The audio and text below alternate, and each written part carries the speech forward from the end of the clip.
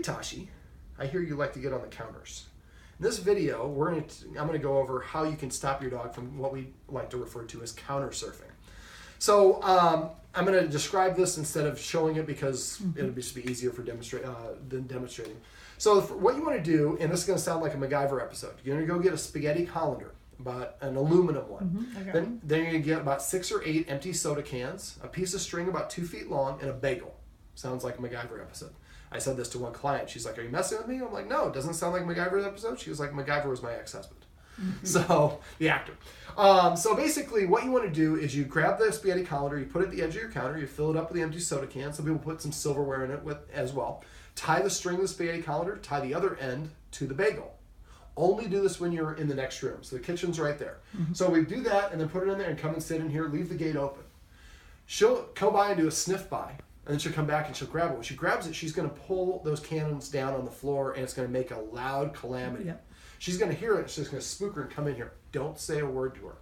Get up, go back in the kitchen, put everything back the way it was, reset it, and come back in. What we're saying is when you get on the counter, a calamity happens. Not that the human gets mad.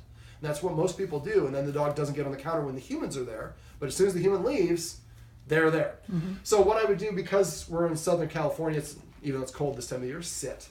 It's not super cold. Maybe you open one of the windows so you can go outside and listen. So you hear that calamity, you immediately come back inside. It'll only startle the dog for a second, and then if there's nothing else happens, they'll go back in and get the bagel. It's a great technique. We trained our previous dog not to countersurf for putting mouse traps with newspaper. Sure. And this one figured out that mouse traps only go off once. Sure. Well, the thing is, that's why we reset it and come back in. But we don't chastise the dog. We don't say anything to the dog. Now, I do have occasionally some dogs, and she's a little bit more anxious of a dog, so I think that this will work for her as long as you come in right away. Okay. If it doesn't, the clients shake. The clients where that isn't the case, High five. What I do is I get a pull pop.